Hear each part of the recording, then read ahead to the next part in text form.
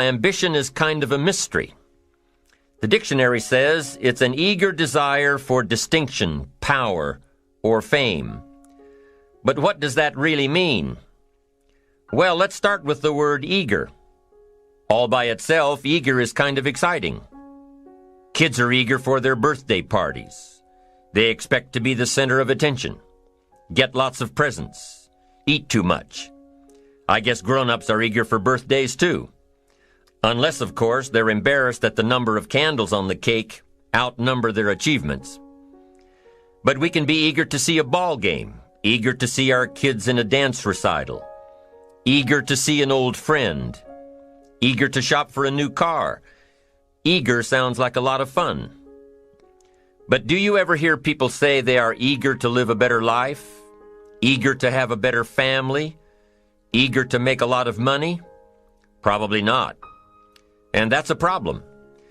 Because how I see it, living a better life, having a better family, and making a lot of money takes an eager desire. We have the remarkable ability to get exactly what we must have. But there is a difference between wishes and desires. We've all heard people say, "Oh, I wish I could just drop 5 pounds. I want to be a little lighter."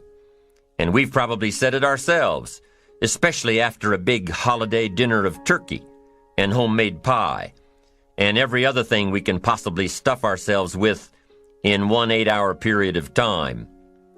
And even though we may wish we could breathe a little easier in our clothing, we have to have the desire to exercise a little more and eat a little less. The "I wish I could lose weight" has to become, "I have the eager desire to lose weight." I'm also sure you've heard people talk about wishing they had more money to pay the bills, or take a vacation, or just to take a little pressure off of life. But before their lifestyle can change, their wish needs to become a desire. If they really desired change, they wouldn't spend their evenings just watching TV and wishing they were doing something more. The backbone of an eager desire to change is discipline. True ambition is disciplined, eager desire. It's that little part within us that says, if I want to be ready for that meeting tomorrow, I need to finish preparing for it today. If I want to make sure I can pay for my kids' college education, I need to start saving today. If I want a better life tomorrow, I need to start working on it today. Ambition is a minute-by-minute, day-by-day mentality. To have the ambition to work towards a better family life, a newer car, a bigger house, a financially secure future, you have to live it every moment. If living a successful life was easy, I'm sure more people would be successful. If just being ambitious was enough, I'm sure all of the broke and perplexed people in the world wouldn't be broke and perplexed. While most people spend most of their lives struggling to earn a living, a much smaller number seem to have everything going their way. Instead of just earning a living, the smaller group is busily working at building and enjoying a fortune. Everything just seems to work out for them. And here sits the much larger group, wondering in awe on how life can be so unfair, complicated, and unjust. So what's the major difference between the little group with so much and the larger group with so little? Despite all the factors that affect our lives, like the kind of parents we have, the schools we attended, the part of the country we grew up in, none has as much potential power for doing good as the ability to dream. Dreams are a projection of the kind of life we want to lead. Dreams can drive you. Dreams can make you skip over obstacles. When we allow our dreams to pull us, they unleash a creative force that can overpower everything in our way. To unleash this power, though, your dreams must be well defined. A fuzzy future has little pull power. Well-defined dreams are not fuzzy. Wishes are fuzzy. To really achieve your dreams, to really have your future plans pull you, your dreams must be vivid. If you've ever hiked a 14,000-foot peak in the Rocky Mountains, one thought has surely come to mind. How did the settlers of this country do it? How did they get from the East Coast to the West Coast? By foot. Carrying one day's supply of food and water is hard enough. Can you imagine hauling all of your worldly goods with you? Mile after mile, day after day, month after month? These people had dreams, big ones. They had ambition. They didn't focus on the hardship of getting up the mountain. In their minds, they were already on the other side.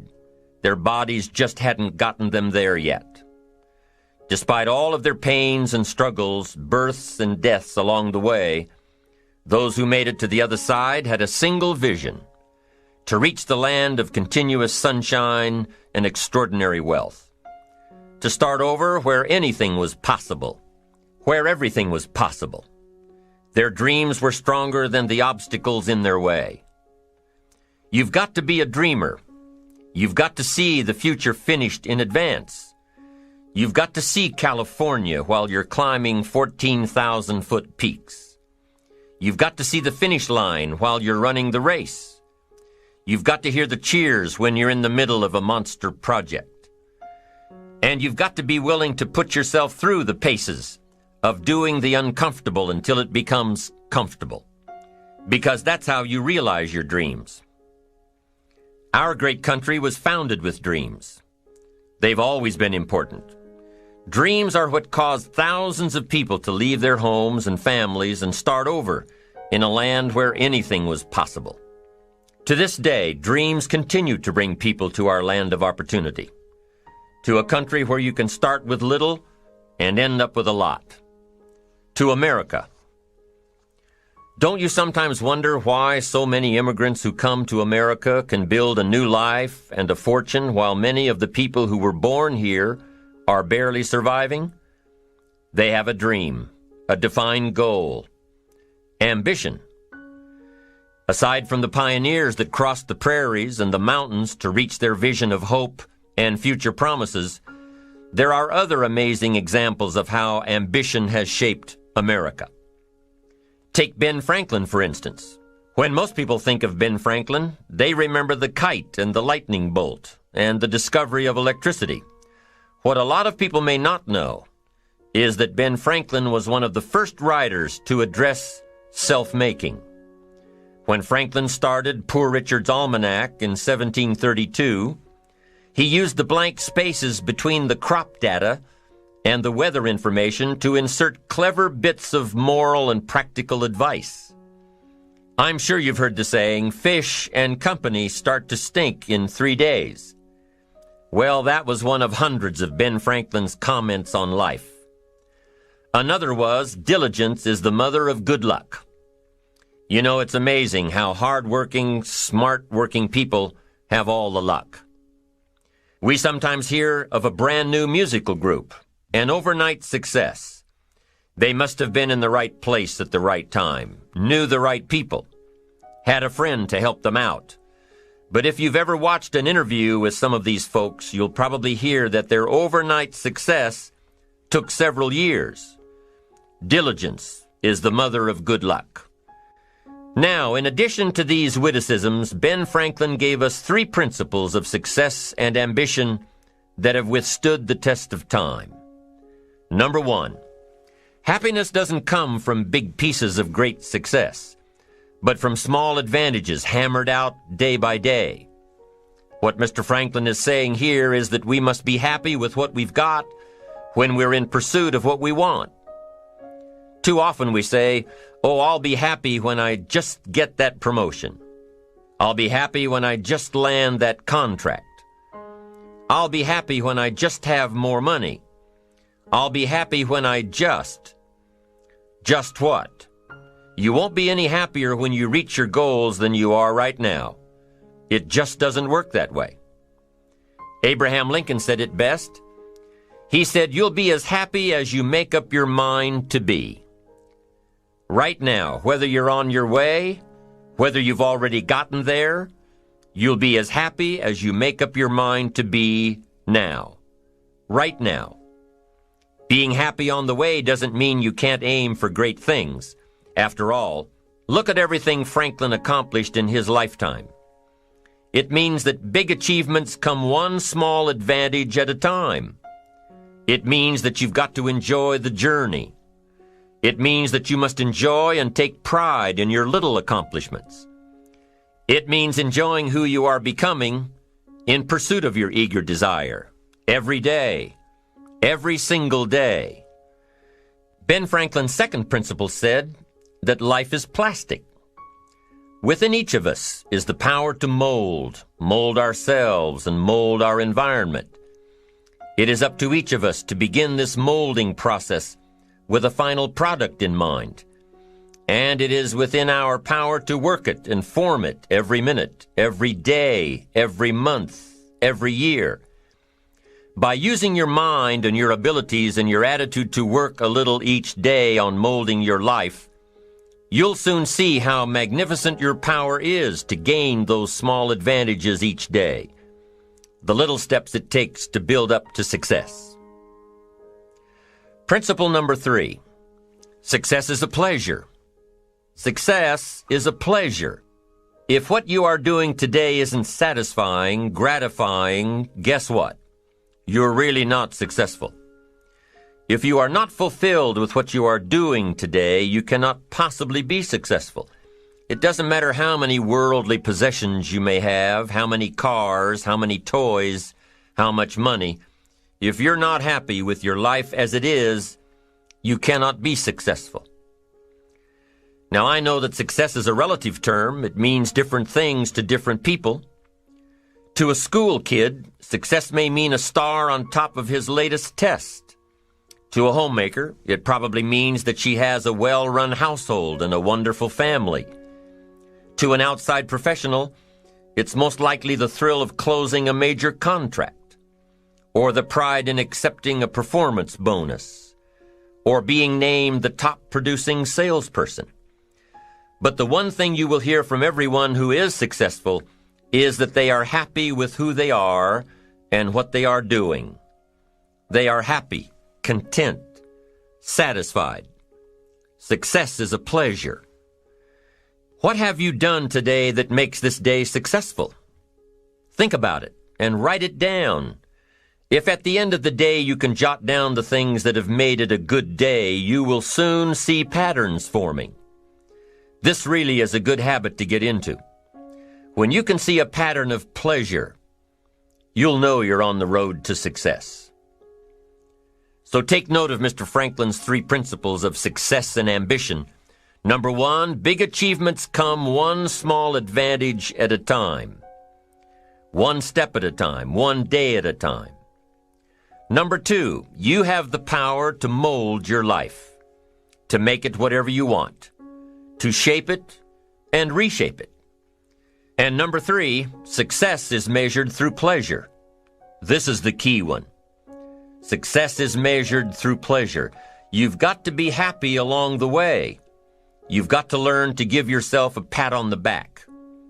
Good job, you need to tell yourself. I'm proud of me today. You've got to be happy. You've got to learn to enjoy the process. These are really common sense ideas. They're practical, and William James agreed. He's another American great, one of the most notable philosophers and psychologists in our history. And he founded a philosophy called pragmatism. To be pragmatic is to be practical, to test the validity of a concept by its practical results, to actually question something and rate its usefulness by what it can do for you, to hear a method of doing something and figuring out if it's even worth your while. One of the issues Mr. James dealt with in his lifetime was, what does it mean to be a success, a significant person? After years of pondering this question, William James described success as a combination of 2 things. Number 1, an inner ideal which is followed persistently with courage. And number 2, outer achievement related to that ideal. Let's go back to number 1. An inner ideal which is followed persistently with courage. I take that to mean defining a goal and having the resolve to complete it. No matter what, I'll do it or die. Promise yourself you'll read the books until your skills change. Go to the seminars until you get a handle on it. Do it until it makes sense. Practice it until you've got it right. Don't give up until you get where you want to be, however long that is. Step by step, piece by piece, book by book, seminar by seminar, do it until. Go for it. Until is a very important word. It's magic. It means that you'll never give up. Don't miss the chance to grow, to pay the price. Until you learn, change, grow. You'll discover some of life's great treasures when you pay that price. William James' second part to success dealt with the outer achievement related to that ideal. You need both aspects to really be a success. But what Dr. James realized about his philosophy of success was that the first part is indeed more important than the second. Going for it. As long as you're working toward your inner goal, your dream, then success is possible. But once you give up your inner vision, then you can never become successful. You never will become successful. Until doesn't even matter. Now, maybe the person who's been working on a project for 10 years can be successful in his own right, if he's honestly working toward it, doing everything to make himself worthy of reaching the dream, really happy with where he is, doing it until. Then maybe he is a success. It's a personal thing, going for it one step at a time. Going for small accomplishments along the way for however long it takes. So let's think about this for a moment. What outside evidence or results or proof can be seen when you accomplish your goals one step at a time? You'll start to see things change around you, little things, not major things, but little everyday things, things you may not even notice unless you are paying attention. If you're one of those who'd rather stay up late and get up late, only to discover that your workplace doesn't fit your schedule, and you roll out of bed cursing the alarm clock every morning, maybe you could start with the little change of going to bed half an hour earlier than normal. And maybe you'll see, in time of course, you can't train your body overnight, maybe you'll find out that you jump out of bed in a better mood, and that your day will start better, and that you'll get more done, and that the people around you that caused you problems aren't so hard to work with after all. It all starts by making one little change and adding to it every day. You see, you can't change what's going on around you without first changing what's going on within you. Start changing how you look at mornings, and sure enough, people will start changing how they look at you. When you start changing how you think, how you act, how you treat others, how you treat yourself, when you start responding instead of reacting to life, life will start responding to you. I'm telling you that you can do it with your lifestyle. You can do it with your sales career. You can do it with your management career. You can do it with any part of your life. If you are looking for equities unmatched, don't curse the only thing you have, seed and soil, sunshine and rain, miracle and seasons. But start processing things like we're covering in this program, and change will take off for you. You cannot believe what can happen in such a short period of time. So you ask yourself, what small changes can I start making today? Well, you can start in your car on your way to work. If you're sitting on the highway, stop-and-go traffic, moving at about 15 miles per hour tops, look at the guy or the lady sitting next to you and give them a smile, or thumbs up, or even wave. Now, some people might think you're a little strange, but hey, you'll feel better. And tomorrow, when you get into the office, how about a big cheery hello to the people at the front desk? And everyone you see on the way to your office. And when you get home tonight, how about giving your wife or husband and kids big hugs instead of collapsing on the sofa? When you start with the little things that make others happy, improve their day, you'll find that these little things add up to big ones. So what happens when you start taking charge of your own personal happiness, your own life? Do you think that these little things will somehow make a difference in meeting your goals? You bet they will. You can't do it alone. You can't be successful by yourself. It's hard to find a rich hermit, you know. The ambitious person realizes that each of us needs all of us.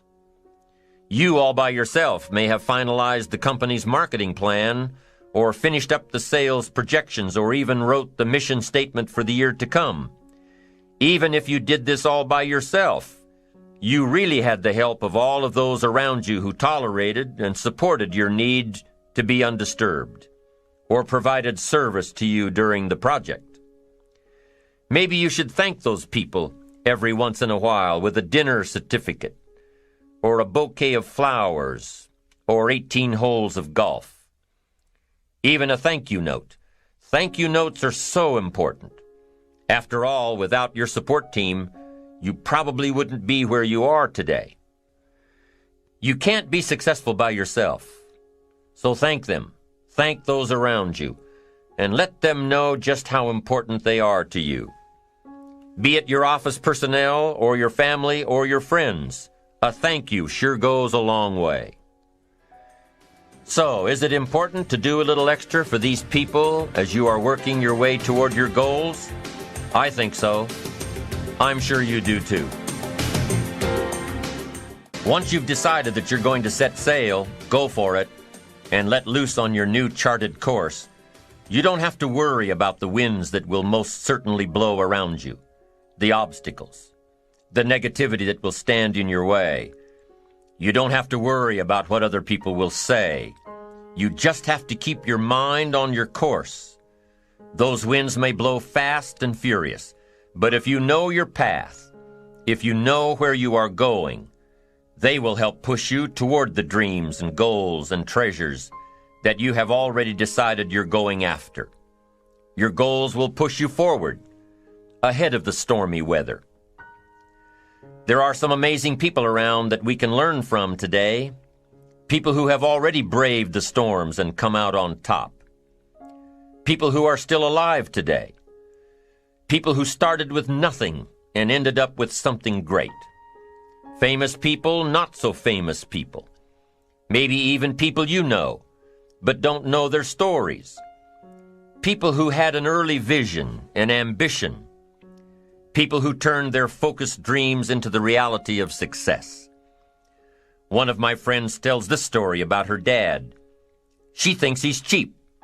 She gives him a hard time every time they go to one of those all-you-can-eat places, because he eats all he can eat, until he can't move, until he needs to take something for indigestion.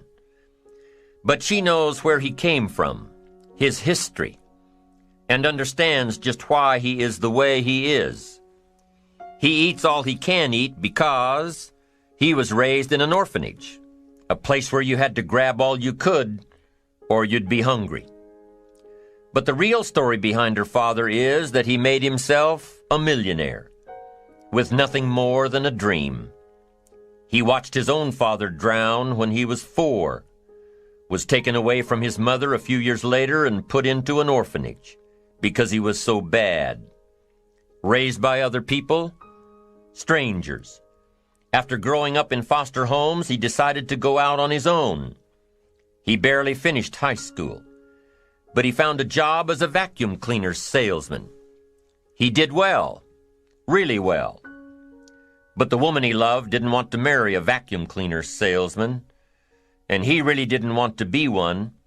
So he went to college, went on to medical school, prospered, really prospered, led a tremendously successful life as a radiologist, and is now retired, goes fishing, rides his Harley. Stories of success are all around us, everywhere. Take the time to talk to these people or read their stories. You might learn something. You might find out that they have already traveled the path you are now on. You know, when most of us think of Jesse Jackson, we think of the political Jesse Jackson. But what most of us don't realize is that before Jesse Jackson went to the streets to gain votes, he went to the ghettos with a message for inner city youth.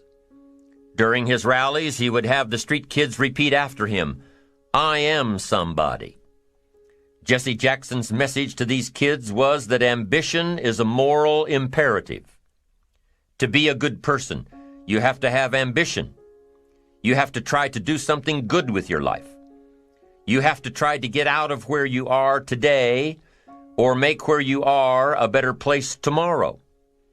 You have to, or anything else is a waste. Mr. Jackson knew that his contribution to life began with America's youth, where he could make a difference before bad attitudes and bad habits took over for good. He went to make a difference with the disadvantaged youth of America. What an admirable mission. I'm sure you know that the same principles he teaches apply to you. When you get up tomorrow morning and are standing in front of the mirror getting ready for the day, remind yourself that you are somebody, that you are important, and that you can make the changes that will move you closer to your ideal future. Listening to the words of people like Jesse Jackson are of total importance because motivation, lasting motivation, is backed with education. Many of these people have written books on their journeys. These books tell the stories and give the secrets that we can all learn from. Let's say you decided to take a trip, just a short one, maybe for a weekend. Let's say you want to go away to a place you've never been before. Wouldn't you want to find someone who had been there? Ask them a few questions? What's the best way to get there? The safest route? The quickest route? What do I need to bring to be totally prepared? What fun things should I look for on the way? What dangers do I need to avoid? By talking with someone who has already been there, it'll make your trip that much more enjoyable. It's the same thing with life. By listening to those who are farther along in the journey you are interested in taking, and learning from their successes and failures, you just might pick up something that will make your journey that much better. Listening to the stories of others can be motivating, captivating. They can provide that extra push you've been looking for. They can demonstrate what the power of ambition is truly all about. They've been there. Their knowledge is valuable. And when you use that knowledge and motivation to take action, you'll gain momentum. Eventually, you will find that the key to motivation, true motivation, is right there inside you. You won't have to look elsewhere to get pumped up, turned on, charged up. With the right knowledge behind you, you will learn how to motivate yourself.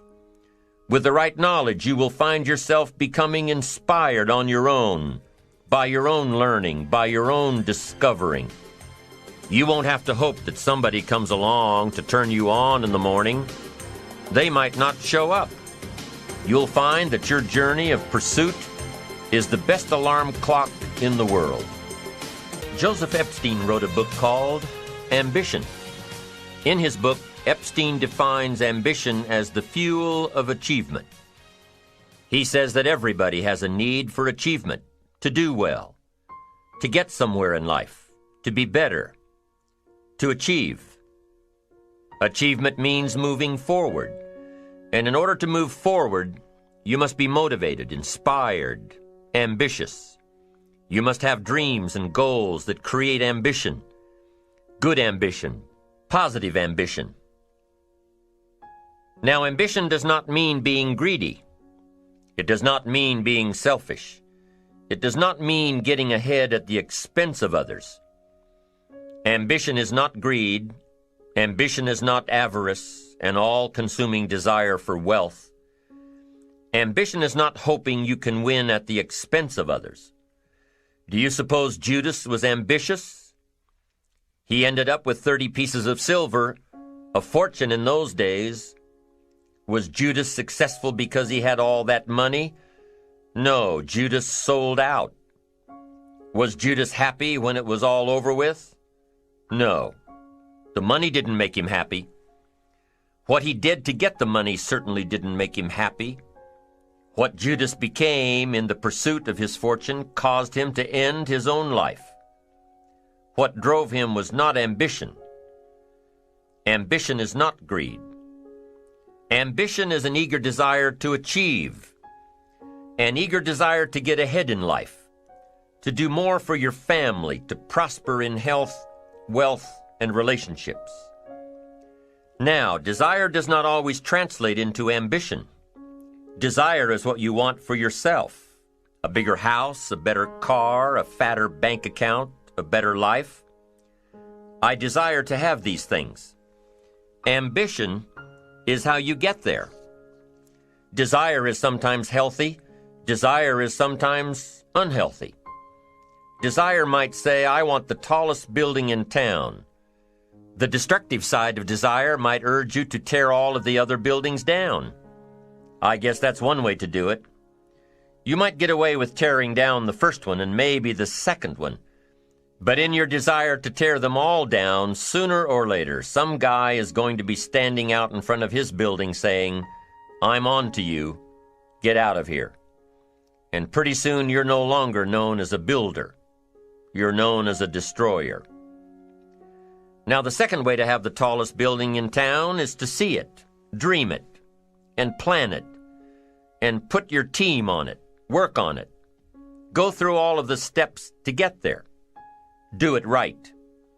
Have the ambition to be the owner of the tallest building in town, and go through all of the right steps to get there. If you really want it, and have the skills to do it, and the patience to weather all of the storms, your ambition will lead you there. Having the ambition to do what it takes to get you where you want to go is good. Ambition is creative and constructive. Ambition is an expression.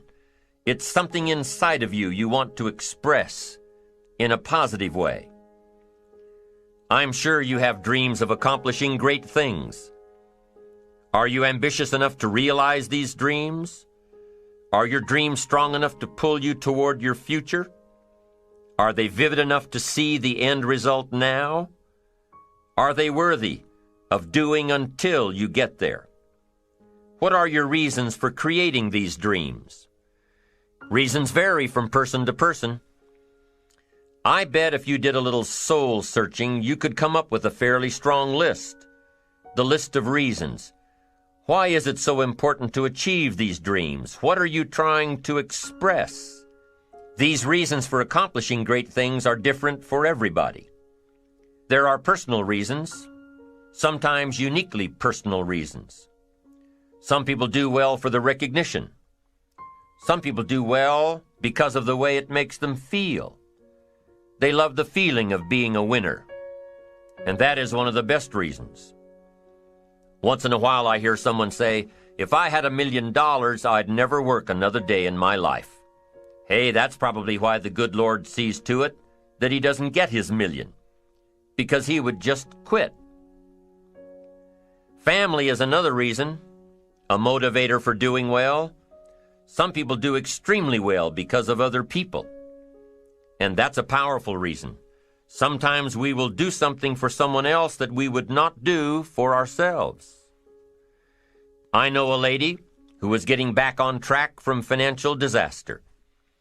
Even though she didn't have much of anything left, her primary motivator was to keep her daughter in private school, an expensive one of the best in the country. Although her goal was to financially surpass where she was before her economic fall, her main reason to work all of those extra hours was to give her little girl the best possible education. As you can well imagine, wanting to do something for someone else led her to all sorts of other accomplishments as well. How fortunate are the people who find themselves greatly affected by someone else. It's powerful. What has you getting up early, hitting it hard all day, and staying up late? What has you inspired? What are your reasons for doing well? What's at the core of your quest? What is the power behind your ambition? Think about it. Jot it down. Do some soul searching. Define your reasons so they will work better for you. So now we have determined that it's in your best self-interest to be ambitious. Self-interest, self-preservation. As human beings, we can't help but be interested in our own self-preservation. We can't help but be self-interested. It's one of the strongest urges we have. Interested in our preservation, interested in our development, interested in our success. There's certainly nothing wrong with self-interest, but here's the clue. Self-interest must be enlightened as to what truly serves us best. When I found out that self-interest was okay, that was a big relief to me. Now, we're not talking about selfish. We're talking about self-interest. Self-interest needs to be educated, enlightened. Self-interest is willing to be benefited by service to others, not at the expense of others. Self-interest at the expense of others starts to be greed, evil, hoping you go up as someone goes down, hoping to attain while someone else loses. I win, you lose. We call that the beginnings of evil, the dark side of our nature, wishing to benefit at the expense of others. Enlightened self-interest wishes to benefit at the service of others. A friend of mine tells this little story about a person she hears from about every 3 months or so.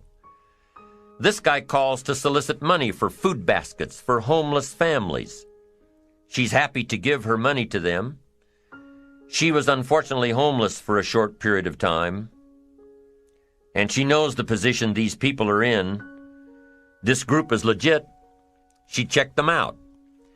But after the second or third time this guy called, same guy, after the second or third time he called, she started talking to him about other stuff. Turns out this guy is broke, living in a hotel, looking for any construction job he can find. Any job at all.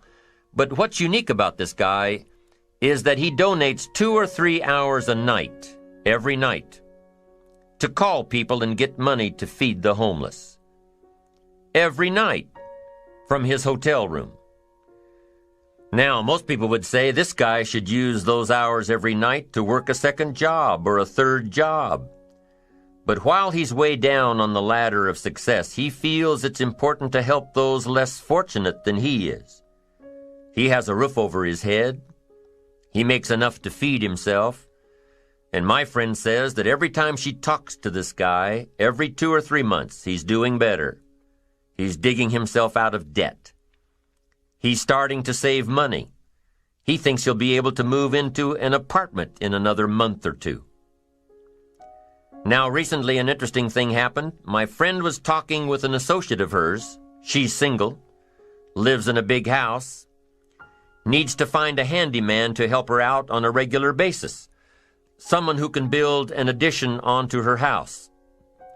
So my friend told her about this guy. The only reason this guy ended up being hired was that my friend's associate was touched by his dedication to service, while he, himself, was down and out. Service. Success at the service of others. Now, this guy isn't rich by any stretch, but through my friend's network, he now has constant work, doing things around several people's houses. And now he's in a place of his own. And guess what he does every night? He's still making phone calls to get money to feed the homeless. What great character this man has. Enlightened self-interest leads to wealth. Self-preservation leads to poverty. Somebody says, well, I can't be concerned about other people. I have to pay attention to myself. Well, then you'll always have to. Somebody says I can't be concerned about other people's bills. I've got enough worries trying to pay my own. Well, then you'll have to worry about them for the rest of your life. the best way to get that monkey off your back is to turn your attention around. Once I understood some of this stuff, I'm telling you, it revolutionized my whole life. Now, self-interest is okay, yes, but here's what self-interest must be if you truly want to be happy. It must be enlightened. It says, don't keep your attention on yourself if you want your life to work out well. Turn your attention to others.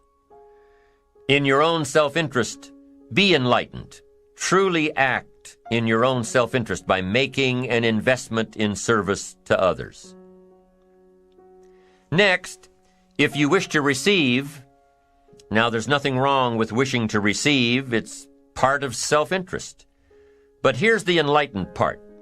If you wish to receive, you must give. Some people say, if you give, it's gone. No. Not if you're educated. If you're stupid, yes, it's gone. But if you're enlightened, chances are, if you give, you've invested. And what do we expect an investment to do? Return. Get back what you put out? No. We expect it to return multiplied. Bigger, greater, better. My father taught me way back, son, always do more than what you get paid for. Now, some individuals might argue with that. They'd say, no, you're going to mess up the whole program.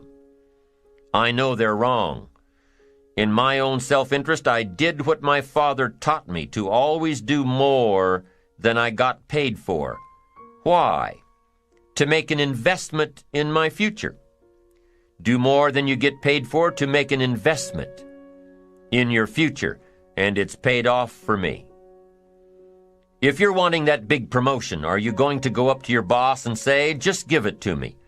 I'll work harder if you just give me that promotion. No, it doesn't work that way. You've got to do more in your current position so that you get noticed, so you stand out from everybody else. So the boss says, hey, we've got this position opening up, and I think we should give it to Nancy. She does so much more than we expect. Just imagine what she'll do if we give her this promotion. You've got to do more than you're paid for. You've got to. It's an investment in your future. It's one thing to make a sale. I'm telling you, if you make a sale, you'll make a living.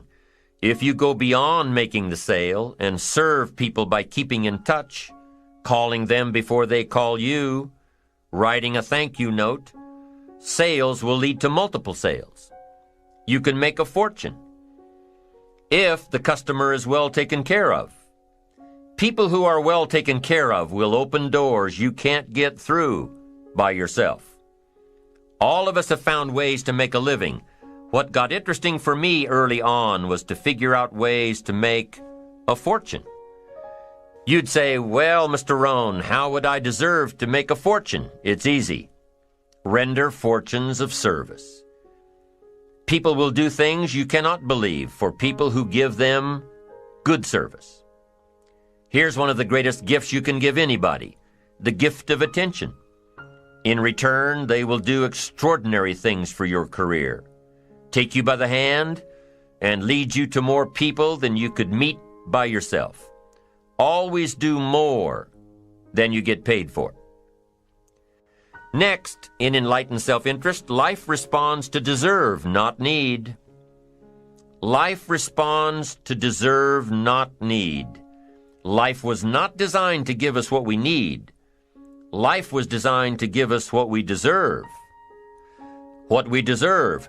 Once you understand that little life principle in your own self-interest, I'm telling you, it's life-changing. The ancient law does not go like this. If you need, you will reap. No, it doesn't work that way. A lot of people out there are hoping it works that way, but no, it doesn't.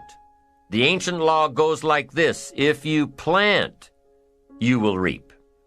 If you sow, you will reap. Somebody says, well, I really need to reap. Well, then you really need to plant in your own self-interest. Your own self-interest needs to be educated in how to plant. how to do it so everybody wins, because life doesn't respond to need. You can't go to the soil and say, I need a crop. The soil just smiles at you. And here's what the soil says: don't bring me your need, bring me some seed. Bring me some effort. Bring me some discipline. Bring me some interest. Bring me some service. Bring me these things, and I'll return to you multiplied by 2 times, 5 times, 10 times. You can't come with need. You've got to come with seed. You've got to come with willingness. You've got to come with skills.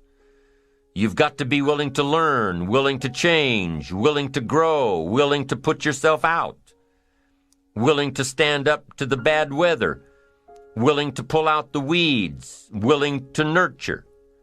That's the only way you get a return. Once you understand these principles, self-interest now truly becomes an exciting challenge, making sure everybody wins. Enlightened self-interest makes sure that everybody wins. Now here's another one. If you want to find, you must search. And if you search, you will find. In order to find, you must search. You must go to church. You must go to the seminar. You must go to the library. You've got to go to the bookstore. You've got to go to the class. You've got to go to the training. You've got to go searching. Why? If you search, you will find. You'll find ideas.